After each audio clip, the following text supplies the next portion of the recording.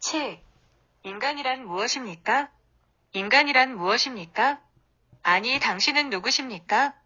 당신은 자신을 잘 아신다고 생각하십니까? 물론 상식적으로 당신은 자신이 누구인지를 대충 설명할 수는 있을 것입니다.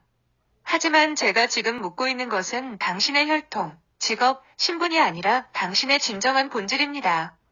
아마도 여러분은 이런 질문에 선뜻 대답하지 못하시고 머뭇거리시리라 생각합니다. 그리고는 여러분은 마음속으로 그런 걸 어찌하는가? 아니, 그걸 알아 무엇하는가? 라고 반문하시면서 피식 웃으실지도 모릅니다. 사실 우리는 모두 자신을 잘 모르고 있습니다. 인류가 이 땅에 등장한 이래 지금까지 줄곧 이런 물음을 자신에게 던지고 있다는 사실 자체만을 보아도 인간은 아직 자신을 잘 모르고 있다는 것이 분명합니다. 이 사실은 인간의 희극이면서도 비극입니다.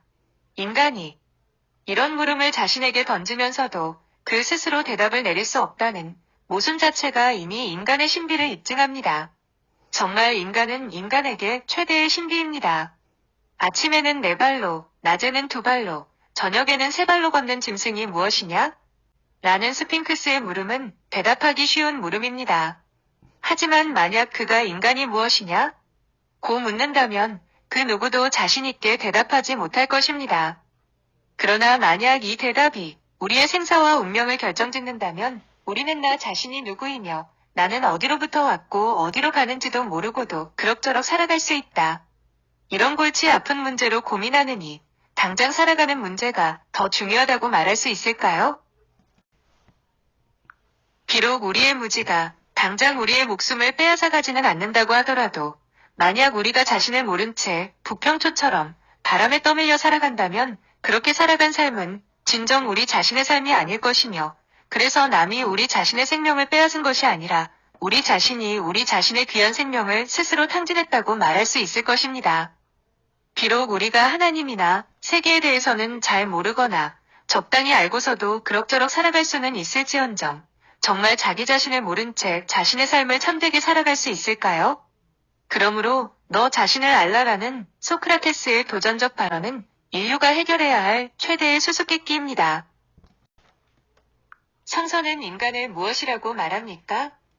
창조 이야기에서 인간은 우주의 우연한 합성물이나 우연한 진화의 부산물이 아니라 하나님의 피조물로 나타납니다. 그리고 다른 피조물들은 그저 하나님의 말씀 한마디로 창조되지만 인간은 하나님의 정성스러운 배려와 정교한 솜씨로 창조되고 있습니다. 그래서 인간은 피조물의 하나이면서도 가장 빼어나고 뛰어난 피조물로 등장합니다. 그 이유가 무엇입니까?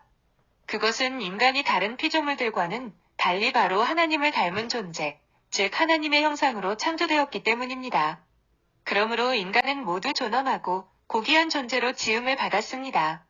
앞에서 본인은 삼위일체, 하나님의 모습이 우주 창조에 반사되어 나타난다는 사실을 설명한 적이 있습니다. 하물며 가장 고귀한 하나님의 피조물인 인간에게는 하나님이 자신의 흔적, 아니 형상을 그 얼마나 뚜렷이 남기셨을까요? 여기에 인간의 존엄성과 위대함이 있습니다. 여기에 인간의 희망과 목표가 있습니다. 여기에 인간의 평등함과 연대성이 있습니다. 여기에 인간의 기쁨과 안식도 있습니다. 우리가 모두 인종과 계급, 성과 문화 등 여한 구분과 차별, 억압도 없이 서로를 하나님의 한 형상으로, 하나님의 한 자녀로 여기며 산다면 세상은 얼마나 아름다울까요? 한 몸에 서로 다른 지체들이 서로 다른 역할의 이유가 될지언정 차별의 이유가 될 수 없고 한 가족에 서로 다른 형제자매들이 개성의 이유가 될지언정 차별의 이유가 될 수 없듯이 한 지구촌에서 서로 다르게 사는 인간들도 결단코 지배와 착취, 억압과 소외의 이유가 되어서는 안 됩니다. 왜냐하면 이것은 인간을 창조하신 하나님의 뜻이 아니기 때문입니다. 그렇다면 인간이 하나님의 형상, 모습으로 창조되었다라는 사실은 무슨 의미를 지니고 있을까요? 지금까지 제시된 이론들은 대개 4가지 견해로 나눌 수 있습니다. 그것은 내면적 본질인 이성이나 영혼을 하나님의 형상으로 보거나 외형적 모습을 하나님의 형상으로 보거나 자연에 대한 인간의 통치를 하나님의 형상으로 보거나 인간의 사회적 관계를 하나님의 형상으로 보는 견해입니다. 그러나 인간을 내면과 외면으로 나누거나 본질과 기능으로 나누는 것은 바람직하지 않습니다. 우리는 한 인간을 내면과 외면으로 완전히 분리할 수 없으며 인간의 본질과 기능도 완전히 나눌 수 없습니다. 인간은 모든 면에서 결코 쪼갤 수 없는 전인입니다. 인간은 내면과 외면의 통합체입니다. 인간이 누구냐? 라는 문제는 그가 온 몸과 온 마음으로서 무엇을 행하느냐에 따라서 결정됩니다. 물은 몸과 정신의 일체가 드러나지 않는 존재가 없겠지만 더욱이 인간의 속마음은 그의 몸짓에서 드러나기 마련입니다. 그리고 그의 몸짓은 그의 됨됨이를 가리킵니다. 또 인간은 고독한 단독자로서는 결코 자신의 진정한 모습을 드러내지 않습니다. 즉 인간은 다른 존재와 완전히 분리된 채 존재하거나 행동할 수 없으며 다른 존재가 없이는 자신의 기능을 온전히 발휘하지 못합니다. 인간은 혼자로서는 결코 인간일 수가 없습니다. 따라서 인간은 그 무엇이라기보다는 그 무엇과 관계를 맺는 존재라고 할 수 있습니다. 그러므로 우리는 하나님의 형상의 진정한 의미와 본질도 관계 안에 있는 인간의 모습 안에서 가장 분명히 살펴볼 수 있다고 말할 수 있습니다. 그래서 성서에 따르면 하나님의 형상인 인간의 본질은 다음과 같은 세 가지 관계 안에서 가장 잘 드러나고 실현됩니다. 1. 하나님과 관계를 맺는 인간. 인간 창조의 이야기는 인간에 관해 말하기 전에 인간 창조에 관해 말합니다. 즉 창세기를 읽어보면 창조주 하나님은 인간을 자신의 형상에 따라 만들기로 결심하십니다. 창세기 1장 26절은 하나님이 가라사대 우리의 형상을 따라 우리의 모양대로 우리가 사람을 만들자라고 말합니다. 이 말은 창조주 하나님이 자기 자신과 관련을 맺는 존재를 만들기로 결심하셨다는 사실을 지시합니다. 즉 이미 자신 안에서 서로 사랑하고 사귀시는 삼위일체의 형식을 가지고 계신 창조주 하나님은 바로 자신처럼 당신의 말씀을 듣고 이에 응답할 수 있는 피조물, 당신과 교제할 수 있는 피조물을 창조하셨습니다. 그러므로 인간의 본질은 인간과 관계를 맺는 하나님의 이러한 관계로부터 생겨납니다. 그러므로 인간이 갖는 하나님의 형상은 인간이 자신의 편에서 하나님을 부르고 하나님을 사랑하는 사실에 있습니다. 이런 의미에서 인간은 하나님을 사랑하고 신뢰하고 예배하도록 하나님에게 기도하고 감사하고 응답하고 반응하도록 한마디로 말하면 하나님과 교제하도록 운명지어졌습니다. 인간은 하나님 앞에서 하나님에게 응답함으로써 책임적인 삶을 살아야 합니다.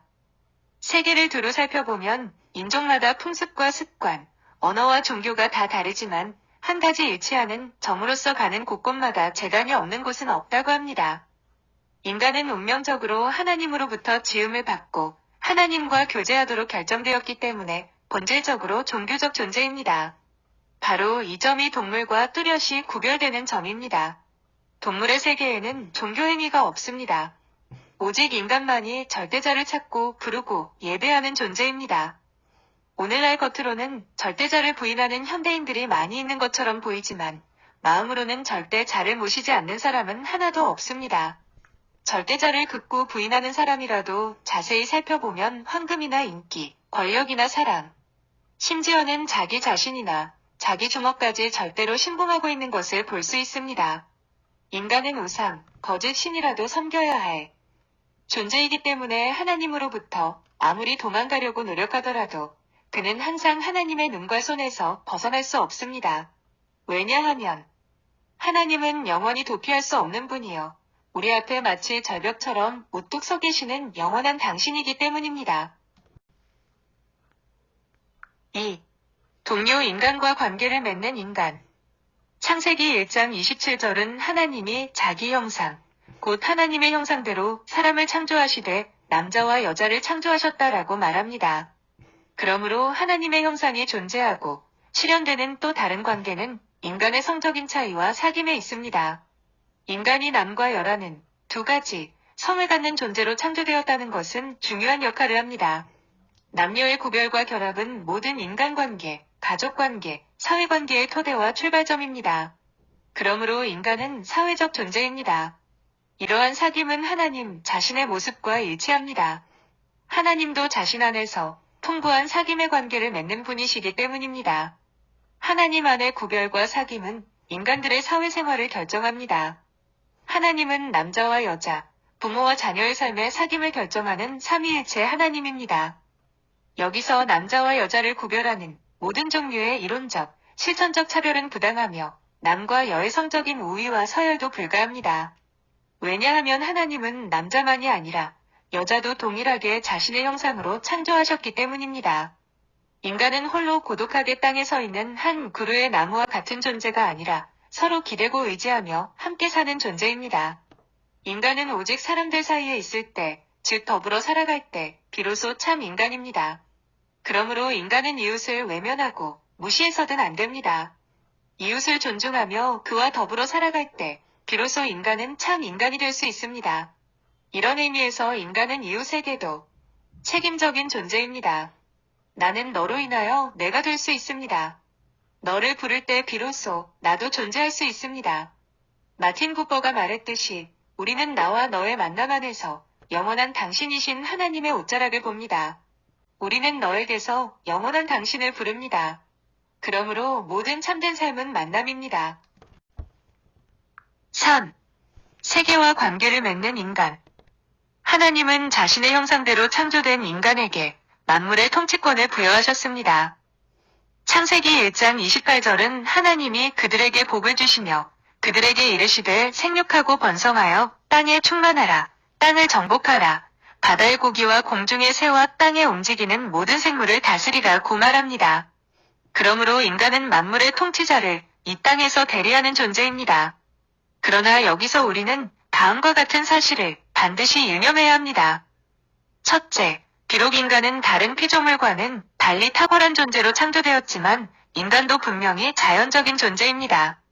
히브리어로 인간을 뜻하는 아담이라는 이름은 아다마, 즉 땅으로부터 유래했습니다.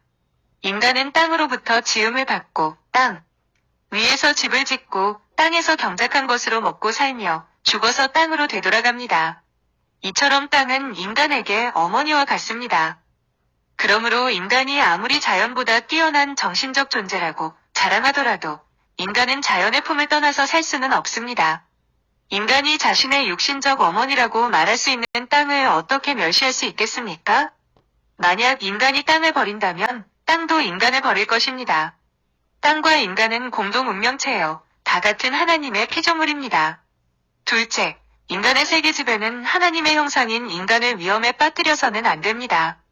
환경 오염이 하나님의 형상인 인간을 파괴하도록까지 허용되어서는 안 됩니다. 세계 정복을 통해 인간을 노예로 만들어서도 안 됩니다.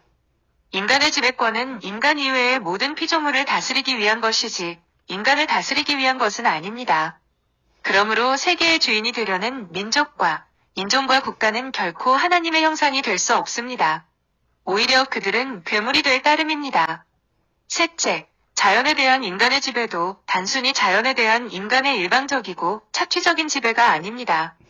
아담은 하나님으로부터 에덴 동산을 가꾸며 돌보는 임무를 부여받았습니다. 이것은 인간이 만물의 주인이신 하나님을 섬기는 관리자로서 자연을 책임있게 관리해야 한다는 사실을 의미하는 것이지 결코 자연을 무한정 파괴할 수 있는 권리가 인간에게 주어졌다는 사실을 의미하는 것이 아닙니다.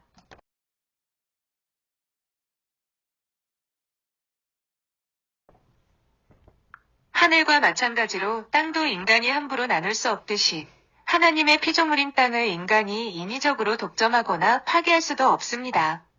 인간이 지금까지 자연을 파괴한 잘못은 분명히 성서를 잘못 해석한 전통에서도 유래합니다. 그러나 이제 우리는 성서 본문을 새롭게 그리고 올바로 읽어야 합니다. 땅에 대한 인간의 지배는 하나님을 위한 청지기의 지배이며 하나님을 위한 땅의 지배입니다. 그러므로 이 지배는 분명히 책임있는 관리와 보존입니다. 우주, 즉 하늘과 땅도 분명히 영광의 잔치에 참여할 권리를 갖고 있습니다. 몰트만의 말대로 창조의 마지막과 목표는 인간의 나라가 아니라 하나님 안에서 모든 피조물이 안식하고 사귀는 하나님의 나라, 영광의 잔치입니다. 그렇기 때문에 인간이 다른 피조물을 멸종시키는 것은 분명히 하나님의 통치권에 대한 도전이요, 세계의 주인에 대한 범죄입니다. 이제는 인간의 권리, 즉 인권만이 아니라 자연의 권리, 즉 자연권도 존중하고 자연을 위해서도 구원의 희망을 열어주어야 합니다. 자연도 하나님의 영광을 나타내며 마지막 영광에 참여하기 위해 준비하고 있습니다. 인간과 자연은 다 같이 하나님의 나라, 즉 영광의 잔치에 참여하도록 초대를 받은 동료 피조물입니다. 마지막으로 꼭 알아야 할 한 가지 중요한 진리가 있습니다. 낙태어난 갓난아이도 분명히 어른과 똑같이 존엄한 인간이지만 그는 아직 완전하지 못한 존재이기 때문에 완전한 인간으로 성장하고 성숙해야 하듯이 인간도 처음부터 완전한 하나님의 형상으로 창조된 존재가 아닙니다. 그는 하나님의 형상에 따라서 창조되었을 뿐만 아니라 하나님의 형상이 되도록 하나님의 형상을 향하도록 창조되었습니다. 다시 말하면 인간은 과정적 존재여 종말론적 목표를 향해 가는 존재입니다. 그러므로 인간은 완전한 하나님의 형상인 예수 그리스도를 본받음으로써 매일 새롭게 하나님의 형상으로 변화되도록 하나님의 형상을 더 싣도록 애써야 하겠습니다. 인간의 존엄성과 진정한 목표는 바로 여기에 있습니다. 끝까지 경청해 주셔서 감사합니다.